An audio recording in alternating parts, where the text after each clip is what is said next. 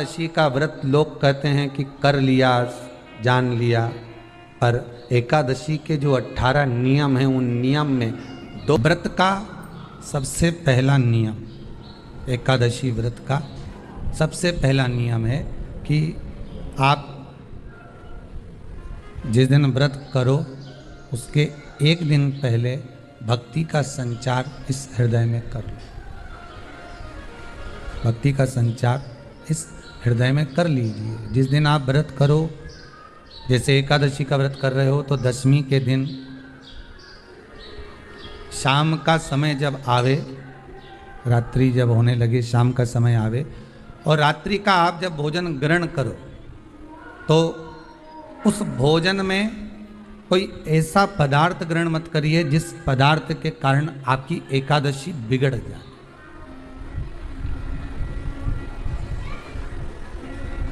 कोई बेकार भोजन हमें ग्रहण नहीं करना, श्रेष्ठ भोजन ग्रहण करिए दशमी के। और एकादशी का दूसरा नियम बहुत ध्यान से सुनिएगा। जिस दिन आपकी एकादशी का व्रत हो उस दिन प्रयास करिएगा कि अपने हाथ से किसी भी वृक्ष की कोई पत्ती टूटे ना। अपने हाथ से किसी भी वृक्ष की, पौधे की, किसी भी वृक्ष की पत्ती अपने हाथ से ना टूटे। बहुत ध्यान दीजिएगा महाराज। एकादशी का ये दूसरा नियम है कि अपने हाथ से किसी पौधे की, किसी वृक्ष की, किसी डाली की कोई पत्ती टूटे ना। कितना सुंदर व्याख्यान कहा है, कितना सुंदर वर्णन है महाराज कि मात्र एकादशी का व्रत कर लेने पर, मात्र एकादशी का व्रत कर लेने पर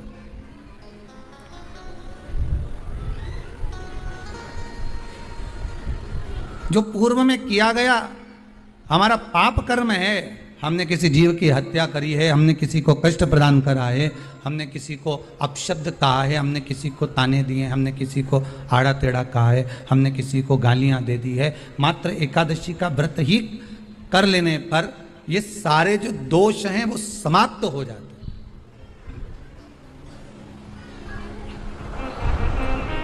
सारे दोष हमारे समाप्ति पर आ जाते हैं।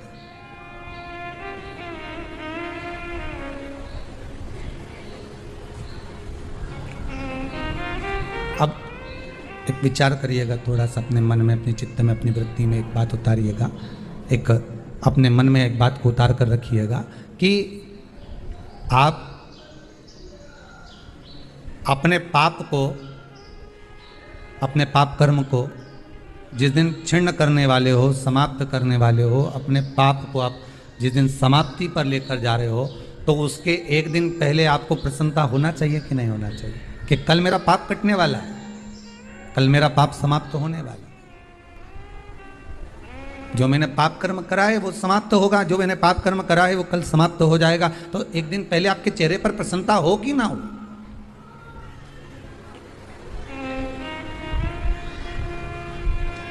और चेहरे पर वो प्रसन्नता आपके आना चाहिए कि कल मेरा एकादशी का व्रत है, आज दशमी है, कल एकादशी का व्रत है, तो कल मेरी जब एकादशी का व्रत रहेगा तो मेरा ना जाने कितना कितना पाप, कितना असत्य, कितना झूठ, कितना प्रपंच वो समाप्त हो जाएगा। इसमें मुझे प्रसन्नता हो, इसमें मुझे आनंदता हो। कहा गया कि प्रयास करिएगा कि एकादशी के दिन कोई वृक्ष की, कोई डाली की, फल की कोई पत्ती ना तोड़ी जाए। क्यों? तो कहा अगर उस पत्ती को हम तोड़ देते हैं, वृक्ष की पत्ती को या क्यारे में लगी हुई कोई डाली की पत्ती को हम तोड़ देते हैं तो एकादशी का पुण्य फल प्राप्त नहीं होता। एकादशी का कोई फल हमारे खाते में नहीं जाता, पुण्य फल प्राप्त। एकादशी का व्रत लोग कहते हैं कि कर लिया, जान लिया, पर एकादशी के जो 18 नियम हैं उन नियम में 2 नियम कल बताए थे। तीसरा नियम है कि शिव की आराधना हो, कृष्ण की आराधना हो, भगवत स्मरण हो। दशमी, 11 और द्वादशी, दशमी, एकादशी और द्वादशी। एकादशी का व्रत, दशमी की रात्रि को जो आप भोजन करें वो सात्विक करें, एकादशी के दिन भोजन ना करें। अन्न का भाग ग्रहण ना करें, अन्न का भाग ग्रहण ना करें।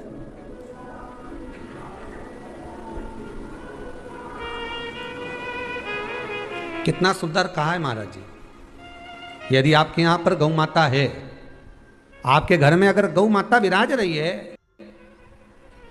आपके घर में अगर गौ माता है, गाय की अगर आप सेवा कर रहे हैं, अच्छा गाय की सेवा भी बहुत बहुत कम लोग करते हैं। कई घरों में कुत्ता तो मिल जाए पर गौ माता नहीं मिले हो, और कुत्ता घुमाए नहीं जब आधी आधी ऐसी ऐसी चड्डा पहन पहन के, तो ऐसी शान दिखाए कि हमारे बराबर कोई वीआईपी नहीं, कुत्ता घुमा रहे हैं, और वीआईपी इतना कि हमारे बराबर कोई नहीं, और कहीं का गाय के बछड़े को घुमाए तो लोग के गंवा रहे।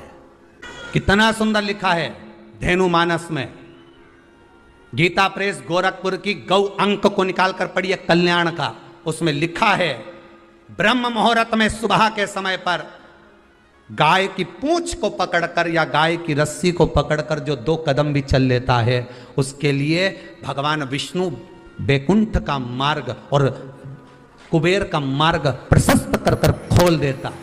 जरा पढ़िए धेनु मानस को पढ़िए, गौ अंक पढ़िए, गीता प्रेस गोरखपुर का कल्याण का अंक निकाल कर पढ़िए कि गाय का मात्र रस्सी पकड़कर 2 कदम चलने वाले के लिए मार्ग प्रशस्त हो जाता। पर वो कुत्ता घुमाए तो वीआईपी हो, तुम गाय घुमाओ तो ये तो गवार है, इनमें तो अक्कल ही नहीं। बता कई घुमाए।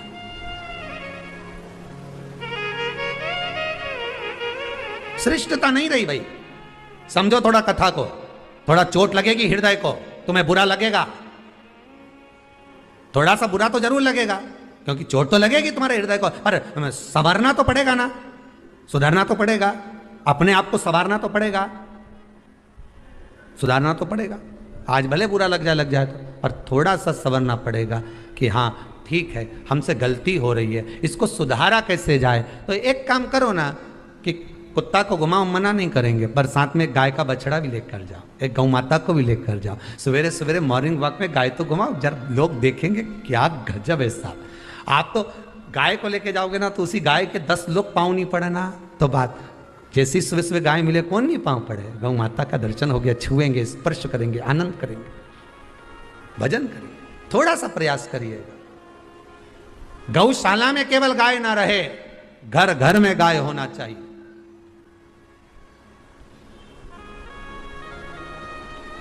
यहां पर तीसरे नंबर का जो, चौथे नंबर का जो उपाय बताया है, उपवास करने का जो नियम बताया, उसमें वर्णन किया एकादशी के दिन अगर आपका व्रत है तो आप भूलवश भी डब्बे में रखी हुई रोटी गाय को ना देते हुए कुछ थोड़ा सा फलहार, कोई केला, कोई सेब, जो आप खाते हो, अंगूर, पपीता, जो आप ग्रहण कर रहे हो, उसका थोड़ा सा भाग आप गाय को प्रदान करो, थोड़ा सा भाग आप गौ माता को प्रदान करो, थोड़ा सा। महाराज एकादशी का व्रत का महत्तम कराए, थोड़ा सा फल दो, एक केला दो, एक सेब दो, पपीता दो, तुम जो फलहार कर रहे हो, चाहे तुम मोरधान पा रहे हो, चाहे तुम जो सामग्री पा रहे हो, पर वो थोड़ा सा दो, पर गौ माता को उस दिन फलहार दो, अगर एकादशी का आपका व्रत है तो। पर दोष है आपने एकादशी का व्रत तो करा, पर सामने गाय आई ना तो आपने फलाहार नहीं दिया, रोटी ही दी है, रोटी ही दी है, डब्बे में से निकाल के ले गई, गाय आई है रोटी देना, देव मना नहीं। बाकी के दिन आप आपके बेटे से कह दो रोटी दिया बेटा जा, पर आप अपने हाथों से, आपका व्रत है तो आप फलाहार आप कर रहे हो, तो फलाहार का ही दान गौ माता को दीजिए।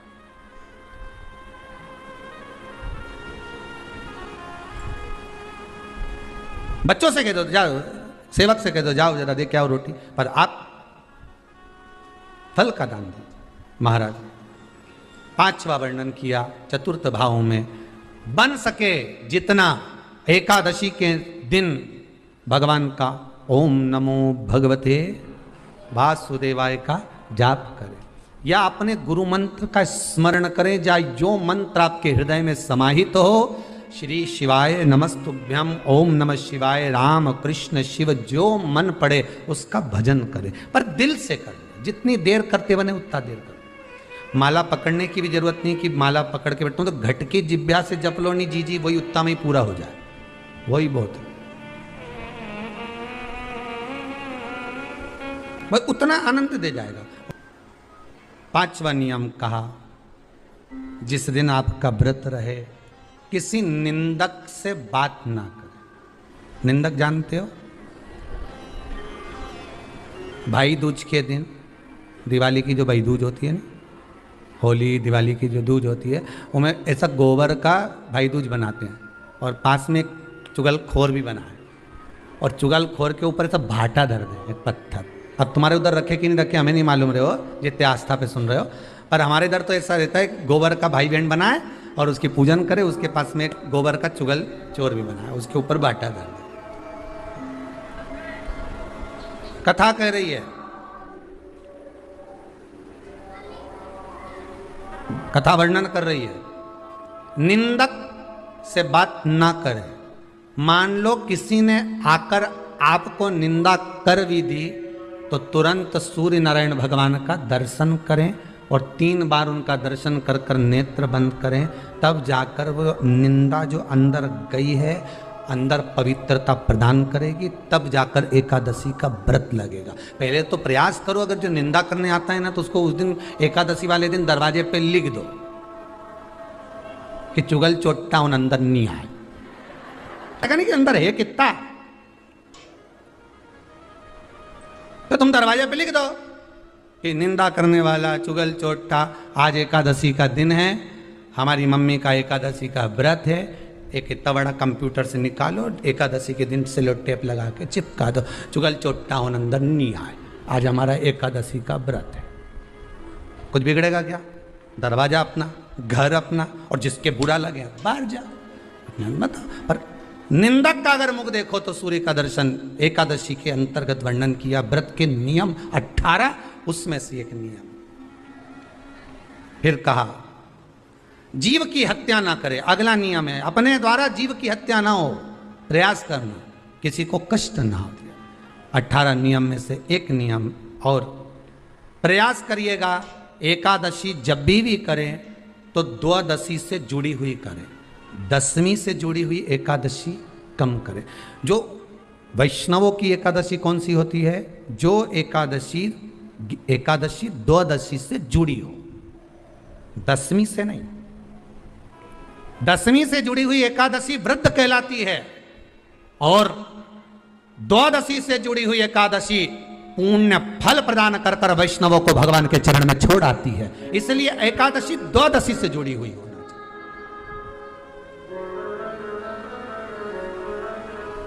अब कई लोग क्या करते हैं, जो 10वीं से जुड़ी हुई एकादशी रहती है ना, वो उसको करते, पर वैष्णवों की जो एकादशी मान्य है, वैष्णव धर्म की जो एकादशी होती है वो द्वादशी से जुड़ी हुई होती है, वो 12 से जुड़ी हुई, द्वादशी से जुड़ी हुई महाराज।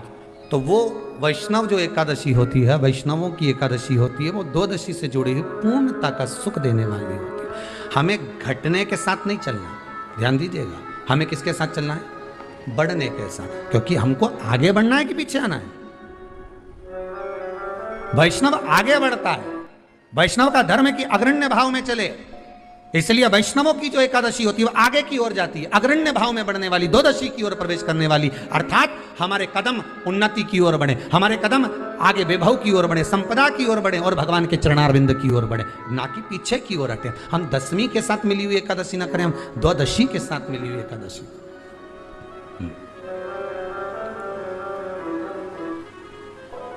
वैष्णव एकादशी। फिर अगला वर्णन किया गया महाराज, शास्त्र कहता है, अगला वर्णन जो किया गया उसमें बताया, प्रयास करें जिस दिन एकादशी हो उस दिन घर में बुआरी झाड़ू आदि जो लगती है वो दूसरा लगा लें। क्यों? उसका वर्णन है, अगर आप बुआरी लगाएंगे, झाड़ू लगाएंगे, पोछा लगाएंगे तो हो सकता है कोई जीव आपके हाथ के द्वारा मर जाए। अब एक बार ये कथा हमने काशी में कह दी थी, तो एक अम्मा खड़ी हो गई और उन्होंने कहा, महाराज जी हम तो दोनों ही हैं और मेरी रे एकादशी, तो मैं पोछा किससे लगूं? अब मैंने कहा, अम्मा तू तो रहने दे, तू ही लगा ले। अब हम कह दें कि अब एक तो बोल रहे कि हम घर में 2 और आप कह रहे हो कि जिसका व्रत रहे वो पोछा ना, तो मत लगाओ, छोड़ दो एक दिन, कोई जरूरी है झाड़ू लगा लिया सब पोछा। तो प्रयास करो कि कोई जीव ना मरे, प्रयास करो किसी जीव की हत्या नहीं। फिर 18 नियम में से एक नियम कहा, जब 26 एकादशी पूर्ण हो जाए तब आप उद्यापन एक बार का जरूर करें। किसी के मृत्यु के बाद आपने जो एकादशी दी है, जैसे कोई परदादा गए, दादा गए, कोई बुजुर्ग गया, पंडित जी ने कहा एकादशी का दान दो, आपने दे दी 5 एकादशी, 4 एकादशी, 3 एकादशी, 2 एकादशी, आपने जो एकादशी दी है, मना नहीं, दो और देना चाहिए। दान धर्म पुण्य तो करते रहना चाहिए, जब मन मिले तब कर दो, मौका मिले तब करो। तो एकादशी जो आपने दी है, और आपने किसी जीव को एकादशी दी है जो चला गया है, तो जीव को जब एकादशी दे देते हो, उसकी 11 एकादशी, 5 एकादशी, 3 एकादशी जितनी आपने दी है उतनी पूरी हो जाती है। उसके बाद में एकादशी का एक व्रत नहीं रखना चाहिए, उसके बाद फिर अगला एकादशी का व्रत धारण करना चाहिए। वापिस फिर पुनः। तो क्या करोगे उस दिन? जिस दिन आपने एकादशी जीव को दे दी, 5 एकादशी दी, तो छठी एकादशी पे क्या करोगे उसको? ये नहीं कि आपको अन्न खाना है, आपको व्रत नहीं रखना, और आपको अन्न का सेवन नहीं करना। उस दिन दूध की सामग्री, कोई फ्रूट्स, कोई फल आपको उस दिन ग्रहण करना है। पर आपको ये नहीं करना है कि हमने तो एकादशी करी नहीं है आज, तो हम अन्न खा लेंगे, नहीं। कथा में वर्णन आया था, कल कथा में कहा था, मुर को जब मारने का समय आया, पाप सामने आ गया, भगवान ने उस पाप को किस में ले जाकर छोड़ा? पाप पुरुष को अन्न के भीतर। पाप पुरुष कहाँ गया? अन्न के भीतर। एकादशी के दिन एक दिन पाप पुरुष अन्न के भीतर रहता। एकादशी का अगला वर्णन ध्यान से सुनिएगा। मान लो आपने एकादशी का उद्यापन में बाद में करूं नहीं करूं, श्वास का कोई भरोसा है? बोलो तो, है क्या कोई भरोसा? नहीं। श्वास रुक जाएगी चलते चलते, शम्मा बुझ जाएगी जलते जलते, दम निकल जाएगा रोशनी का, क्या भरोसा है इस जिंदगी का? कोई भरोसा है कि आप 26 एकादशी पूरी कर पाओगे? नहीं, किसी ने देखा हो तो बात दूसरी। एक बार वो युधिष्ठिर के सामने कोई मांगने के लिए, एक दरवाजे पर कोई दान मांगने के लिए आ गया युधिष्ठिर के पास, और युधिष्ठिर ने कह दिया, महाराजा युधिष्ठिर बोले कल आकर ले जाना, कल आओ ले जाओ।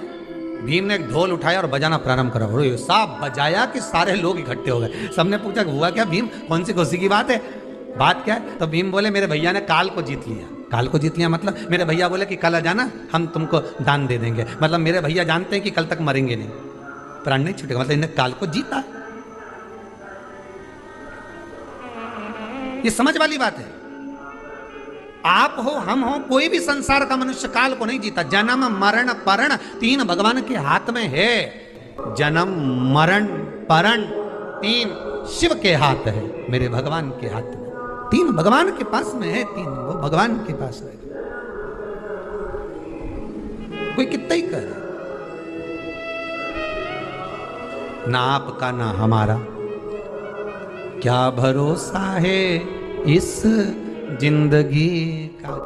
है कल नहीं, क्या भरोसा? तो फिर मान लो हमने 7 एकादशी का व्रत कर लिया और उद्यापन नहीं कर पाए, 26 का इंतजार कर रहे थे और उससे पहले निपट गए, तो फिर उद्यापन ऊपर करोगे? अरे बोलो तो सही, उद्यापन कहां करोगे? सारे व्रतों में केवल एक व्रत ऐसा होता है एकादशी का, जिसका उद्यापन पहली एकादशी पर भी कर सकते हो।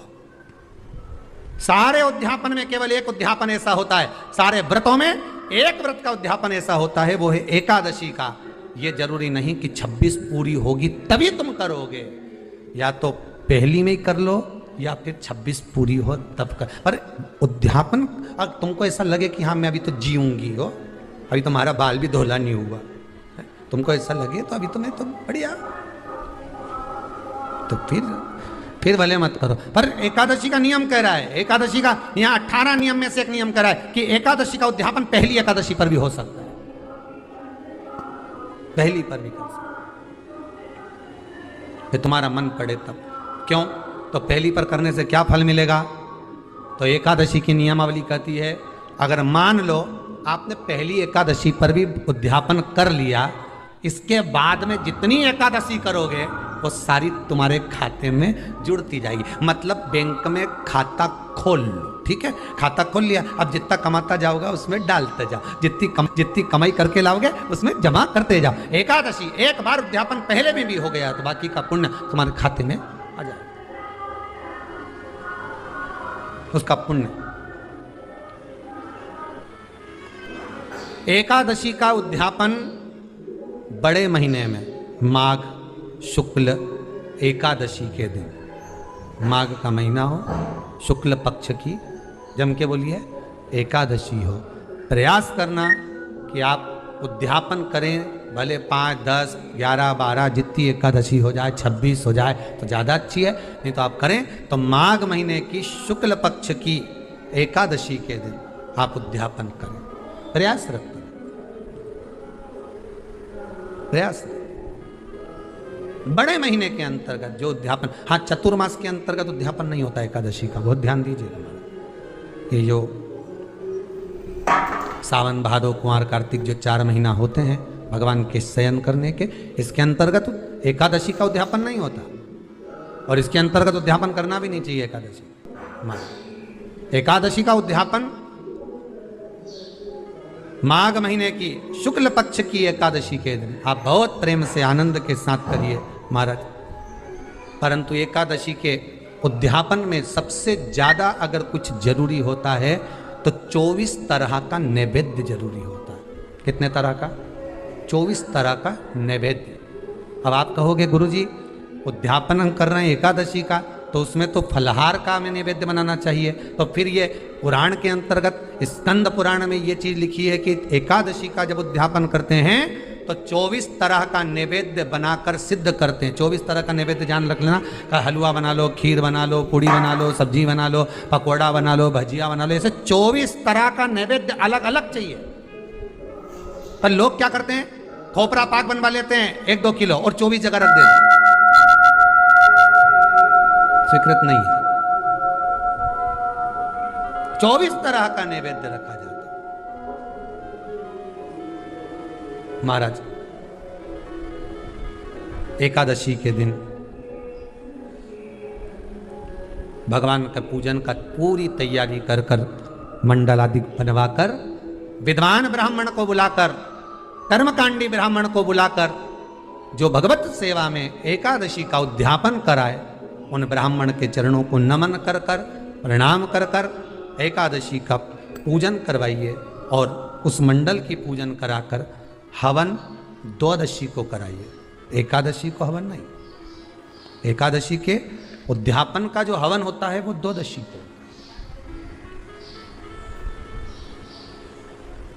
एकादशी का उद्यापन द्वादशी को बड़े प्रेम से आप खूब आनंद से हवन पूजन कराओ। पूजन कराने के बाद, हवन कराने के बाद 26 जोड़े ब्राह्मण ब्राह्मणी के बुलाकर भोजन कराकर उनको भाव से जो आप समर्पित कर सकते हो, जितनी आपकी सामर्थ्यता हो, उस सामर्थ्यता के अनुसार आप दान धर्म पुण्य करो, आप उन्हें प्रदान करो। और बन सके तो एकादशी की रात्रि को भी जागरण करें और द्वादशी के दिन जिस दिन हवन करें उसकी भी रात्रि को कुछ जागरण करें। जागरण का मतलब पहले भी कथा में कहा, प्रदोष की कथा में वर्णन किया था। हम ये नहीं कहते कि तुम पूरी रात जगो, हमारा तो निवेदन है 15 मिनट का करो, आधे घंटे का करो, 20 मिनट का करो, पर रात्रि के समय थोड़ी देर अगर एकादशी का उद्यापन कर रहे हो तो जागरण थोड़ी सी देर अवश्य करें। नहीं कर सकते अकेले बैठकर राम नाम जप लें, भजन कर ले, पर करो।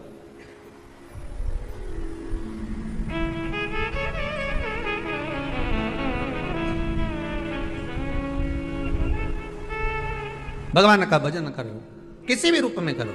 26 ब्राह्मण ब्राह्मणी को जोड़े से भोजन कराकर कुछ भेंट देकर विदा करें। ऐसे एकादशी के उद्यापन का वर्णन किया गया। एकादशी का उद्यापन सुख प्रदान करने वाला, आनंद देने वाला, भगवत रस तत्व को संजोने वाला। महाराज शिव महापुराण की कथा में वर्णन आता है कि माता पार्वती जितने व्रतों को धारण करती हैं, माता जितने व्रतों को भगवान शिव के लिए जितने व्रत करती हैं माँ, सारे व्रत भगवान शंकर स्वीकार करते हैं। एक बात हमारे जीवन में आप उतार कर रखी है कि आप सोमवार का व्रत कर रहे हैं या मंगलवार का व्रत कर रहे हैं, बुधवार, गुरुवार, शुक्रवार, शनिवार, प्रदोष, एकादशी, जो भी व्रत धारण कर रहे हैं, जो भी व्रत आप अपने जीवन में उतार रहे हैं, कर रहे हैं, प्रयास करना कोई व्रत, कोई पूजन, कोई पाठ, कोई अनुष्ठान आप अपने लिए करो, दूसरों को बर्बाद करने के लिए नहीं। उसका ऐसा हो जाए मैं माता जी को चुनरी चढ़ाऊंगी, नहीं।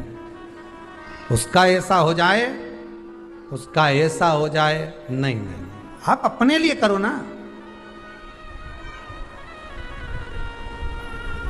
सर्वे भवन्तु सुखी। अगर आप व्रत कर भी रहे हो तो किसी के बुरा करने के लिए नहीं। अगर किसी के यहाँ जाकर आप पूछ भी रहे हो कि महाराज हमारे कहीं चले गए और कहा कि हम दुखी हैं, और कोई कह दे कि तुम तुम्हारे पड़ोसी से दुखी हो या तुम्हारे उनसे, तो उनके लिए हमें कुछ बुरा नहीं करना, आप अपना अच्छा करवाते जाओ।